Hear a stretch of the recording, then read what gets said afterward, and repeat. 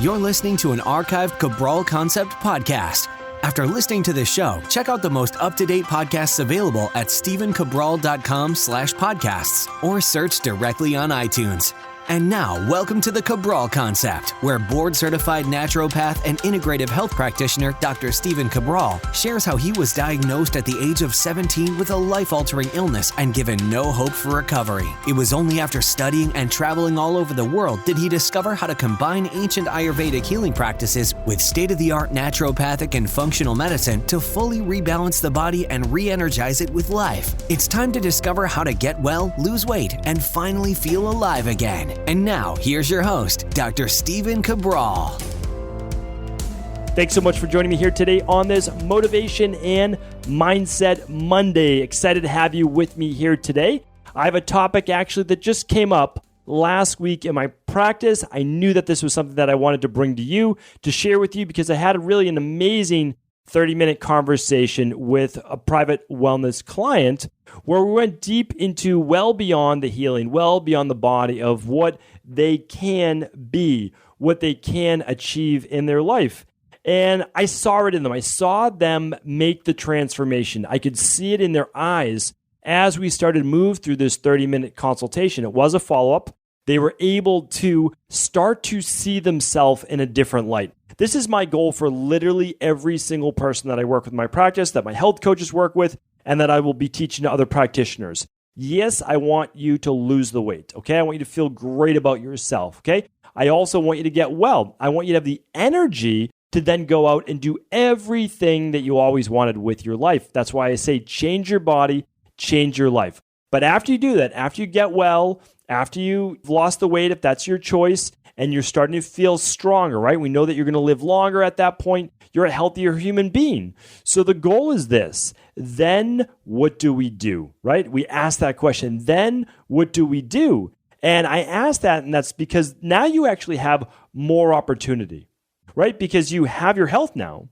You have your body. You're in less pain. You have more energy. You have more vitality. You can see it. People can see it in your eyes. They can see it through the glow of your skin. They can see it and they can hear it in the tone of your voice. They know something has changed. I hear this all the time after people have done a 21-day Dr. Wall detox, or they've revamped their gut, or they've gone through any type of healing-based protocol where you can just look at someone and you say, what's different? Like someone doesn't know because they haven't been hanging around with you maybe, but they know something is definitely different. And that's what I look at. That's what I want to happen with every single person. Because there's a newfound self-confidence. There's a new person in there now. Now, here's the thing. They still live in the real world, and that is what we begin to talk about in my practice as well. As yes, it's a form of life coaching, but the truth is this, is that we're all human beings.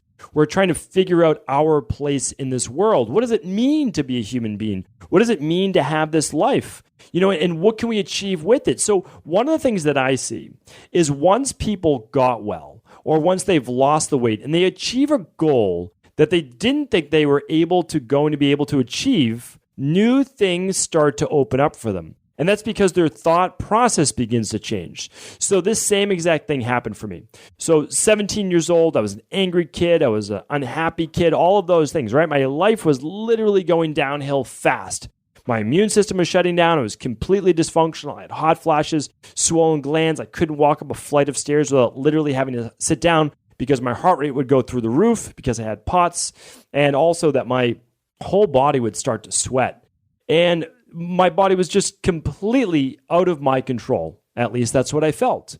And because of that, my mind was not in control. I literally had no control over my thoughts, my feelings, my emotions, anything, because I was letting my body and my unhealthiness dictate where I was. Well, as I started to get better, as I started to improve the shape of this body, not necessarily in how it looked on the outside, but from the inside. And as I started to improve that and get better, I said, well, if I'm getting better, and this is something I didn't think that I could achieve, what else can I achieve, right? All the best specialists in Boston, all the best conventional medicine doctors, all of them all said, it's either in your head or you're going to have to get more sick so we can figure out what this dis-ease is, or you're going to have to just manage these symptoms and dis-ease for the rest of your life. That's basically what they said when I came down with the rheumatoid arthritis, type 2 diabetes, Addison's, POTS, myalgic encephalomyelitis, chronic fatigue, immunodeficiency syndrome, right? When I had all of those, eventually I did get the diagnosis because I did get worse. Well, what do they do then? Well, they gave me medication and they said, there's no hope of recovery from these things. The best that we can do is try to maybe put it in remission, or you learn to manage these diseases. And to me, that wasn't good enough. It simply wasn't good enough. So I set forward on my path. I said, I don't know if I'll ever get well, but I'm going to at least try, because it's better than the alternative. The alternative is that I just completely give up and then this is my life. And I didn't want to accept that because it was a life not worth living. That's how I felt. It was a life not worth living. And I can look back and I can still say that. It was not a life worth living. I was sick all the time. Sinus infection after sinus infection, no energy, no life left in this body. And it was not what I wanted. I considered myself a student. I always, did well in school. All that was taken from me. I had brain fog all the time. All I wanted to do was go back to playing sports. I used to love playing sports. All of that gone. Couldn't even hang out with my friends late at night because every time we would hang out till 2 o'clock in the morning, we would go out, we'd have a great time. I'd be sick that next day. Swollen glands, my whole body literally shutting down. But I worked the process. I just kept trying to get better. And yes, I relapsed. And I kept trying to get better. And I'd relapse again. And I'd relapse again. And I'd relapse again. But eventually, I started to get better. And I met my mentor. And my mentor began to pull things together for me. She said this, listen, all of your parents and all 4 of your grandparents had autoimmune-based issues. You most likely have this sitting in the background. We tested my vitamin levels. We saw that I had low B vitamins. We saw that I had extremely low vitamin D. We saw that I had an imbalance with calcium, magnesium, and depleted levels of sodium, right? We saw all of those things and much more. She began to tell me how to correct these things. After that, I just took it and I ran with it. I would check in with her when I needed, and I would just keep going and going. And finally, I got well. And not only did I get well, I got so well that I felt better than I had at any point in my life. That was more than a decade ago now. Now, with every passing year, and this should not happen, right? It should not happen. We're told it shouldn't. But every single year that goes by, I feel better than the last. Whatever is going on inside of my body is getting better, not worse. Only healthier. The cells are rejuvenating every single day. At the end of every year, all of us are 97% new. 97% rejuvenated. Every 120 days, all of our red blood cells have turned over. We have new mitochondria. We have new levels of B vitamins and magnesium and zinc and calcium and all the other cofactors that go to leading to a healthy, strong, cellular-based environment. So if I look at that and I say, okay, every 4 months, I can basically turn over all my red blood cells. Whatever happened 4 months ago, I can become a new human at that point, and certainly every 12 months. And I look at this in my practice, I see it play out every single day, right? I talk about this where we're helping people better regulate blood sugar levels, better regulate hormones, all of these things every 12 to 16 weeks. And it's always played out that way. They spoke about an Ayurveda. We see it today every single day in my practice, honestly, with all of my health coaches and my colleagues as well. I'm not the only one doing this. But what we are doing is practicing a new form of healing. It's a form that tries to help people in the short term eradicate those symptoms and get well permanently in the long term, right? After 12 to 16 weeks, a massive changeover in cells. And then again, another 12 to 16 weeks, another 12 to 16 weeks. 4 of those per year, 97% regenerated. And the nice thing is the symptoms begin to dissipate after typically just 21 days. So why am I telling you this? Well, I'm telling you this because as you start to change your body, all of a sudden your life is going to change because you will have accomplished something that you didn't think possible, whether it's the weight loss or whether it's getting well or just optimizing your overall energy and digestion and getting rid of the skin-based conditions, all of those things. But now you're left at a position in your life, right? You're in a position right now in your life that you can now do more. So what do? This is where I ran into issues. And it took me into my early 30s to figure it out. And here's why. I grew up in a place of scarcity, a place of lack. I basically had this governor. And the governor basically on a car, because I'm not a big car person, so I couldn't tell you all the intricacies of this, but I do know When a governor is placed on a car, that car is only allowed to go so fast, right? So far, so fast. What this means for all of us is that because of our programming from childhood or the community that we were a part of or the culture or our friends or the kids that we hung around with at school, whatever it might be, well, that's our cap, right? We're able to get to the top of that level, but that's it, right?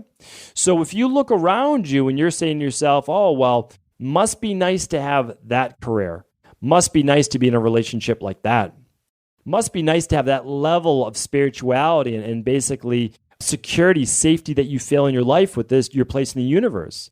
Or it must be nice, right, to have that income, right, to have that type of financial ability or to live in that type of house. If you see yourself looking out to others and saying, wow, that must be great for them to have that, you're basically saying, but that could never be you. And I did that all the way up to my early 30s, for sure, without a doubt. And I had still been reading the books on self-improvement. I really had been. But I didn't fully understand and realize my caps, where I was stuck at in life. It's my thought process that, again, I don't know if we get a second chance at this. I don't know. Maybe we do. Maybe we do. Maybe we don't. That's a hard thing for any of us to have guaranteed. What I want, and what I want for everyone in my practice, and I want this for you as you're part of our community, right? Our online health community, our virtual community. And one day I hope to do many, many events where I get to meet you in person. But my goal is this, is that you don't live just a healthy life, that you don't live a long, prosperous life. But I want not just in your body, I want you to prosper in every area of your life, whatever it is that you want. A lot of people don't care about the career and finance. And that's totally fine. Don't focus on that. That's just one part, right? That's just one part. But what you might want to do is to be of service in some other way to people. And that's great. You're going to focus on that. Or you want to be the very best parent that you can be so that when your kids grow up, you can look at these amazing kids and see, wow, I had some influence in that person's life. Whatever it is, whatever you're looking to do, I want you to realize you could be the very best in that position. Now, maybe you don't have a goal of, being a world-renowned whatever it might be, right?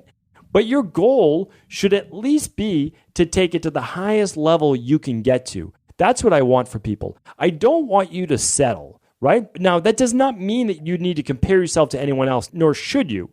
But what I don't want you to do is settle for in life. I don't. I hear people talk about this all the time, like, oh, I just wish my relationship were better.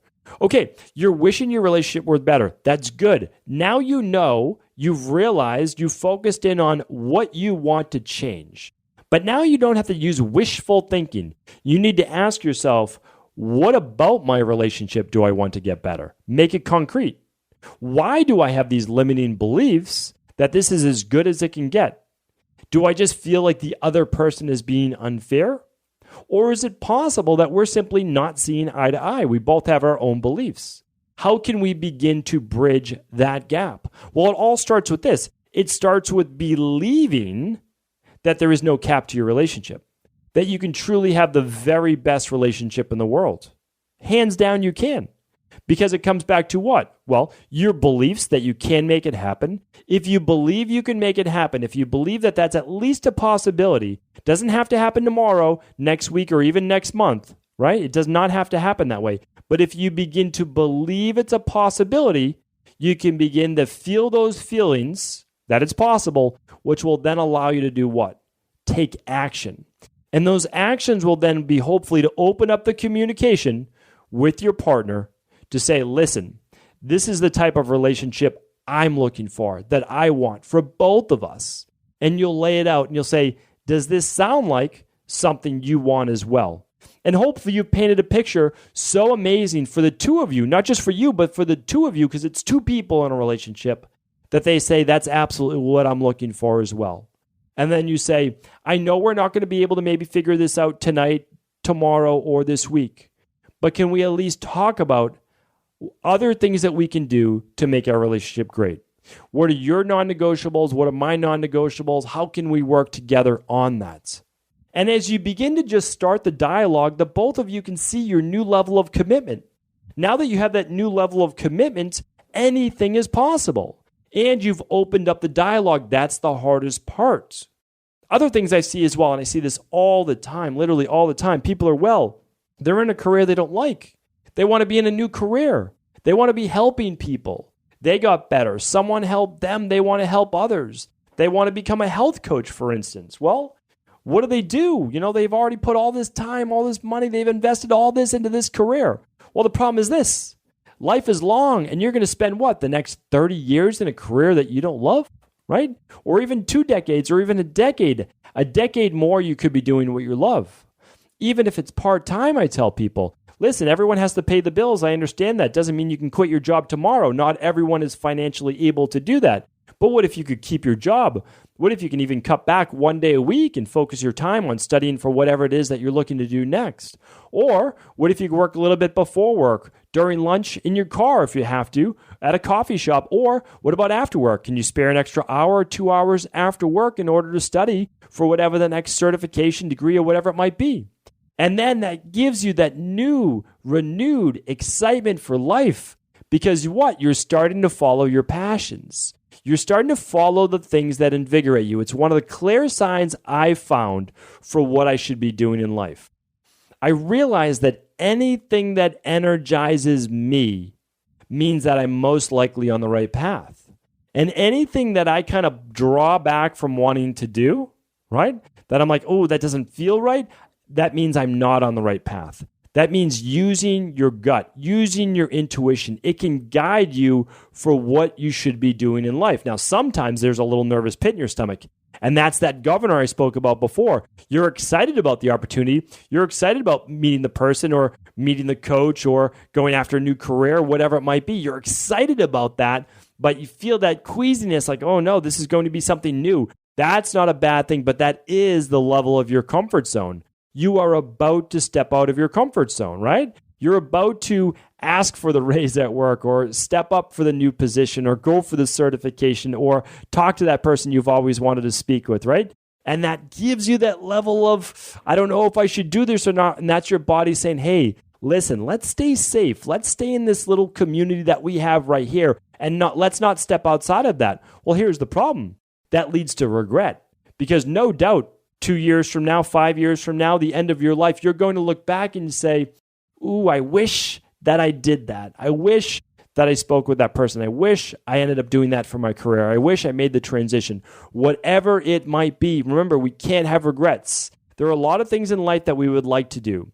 Those don't necessarily lead to regrets.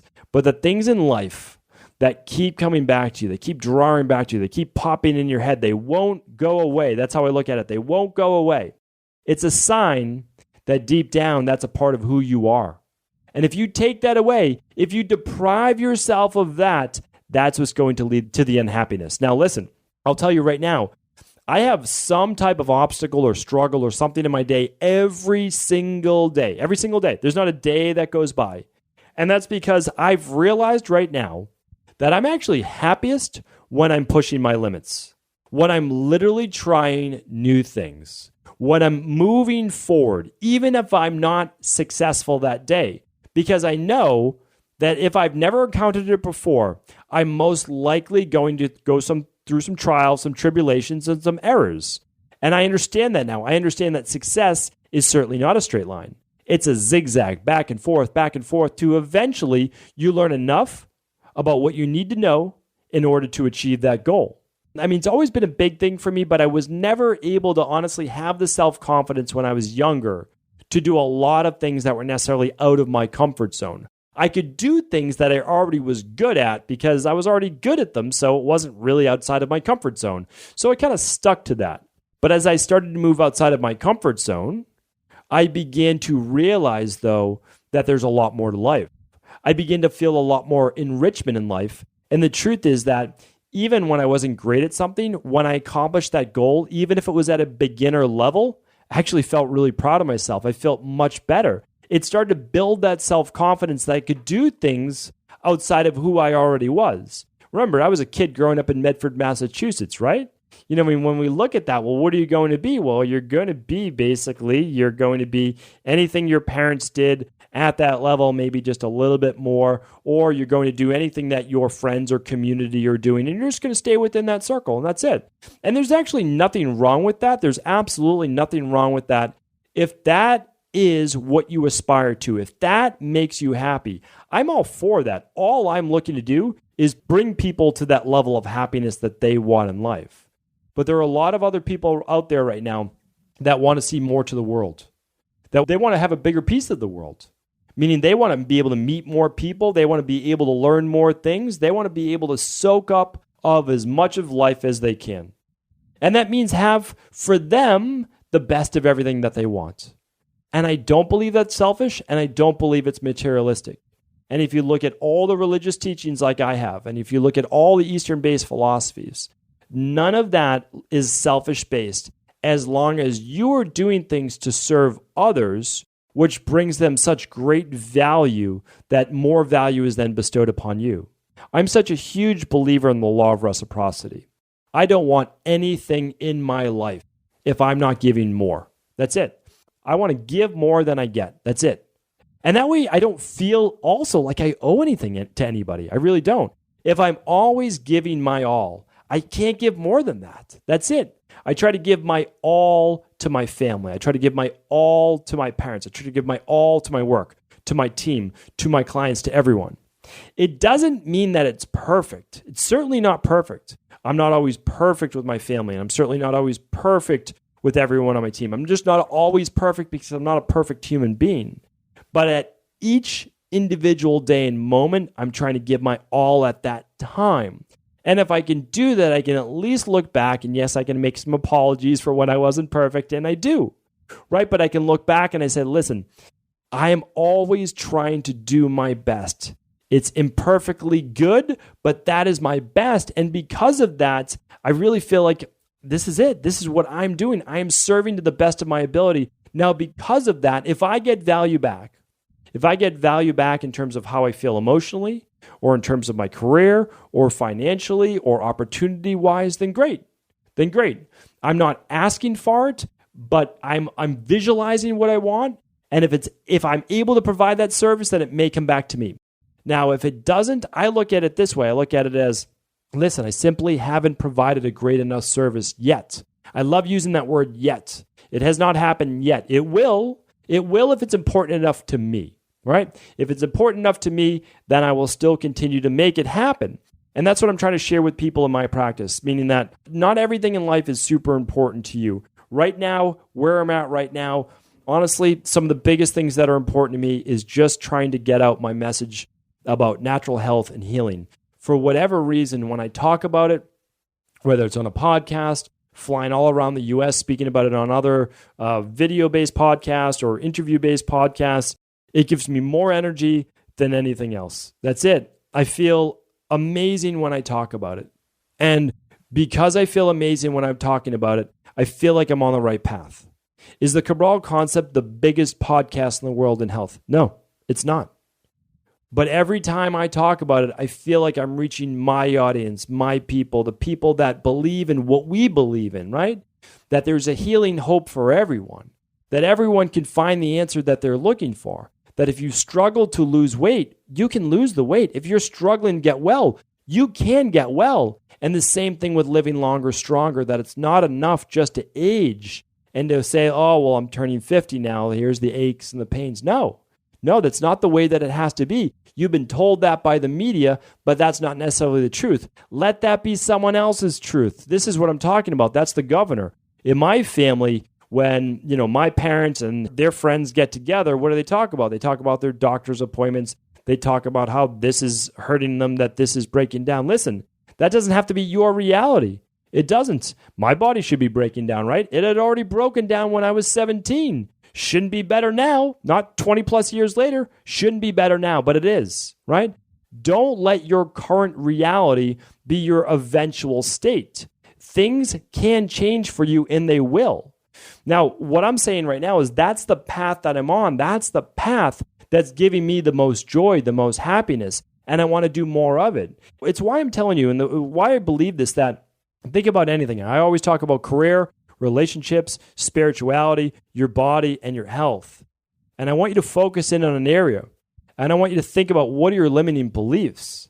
If your limiting beliefs are around your career and finance, well, I just look at it like this. Listen, how many more people can you serve? How can you make yourself of greater value? Whenever you do that, you will be financially rewarded, or you'll be rewarded with a career where you get to serve more people, which oftentimes, to be honest, I think that that's more important. You're going to get more out of it. You're going to look back at the end of your life like, listen, look at all the people that I was able to help. You're probably not going to look back at the end of your life and say, look at all the money I made. I don't think that that's going to be your eventual reality and your eventual happiness.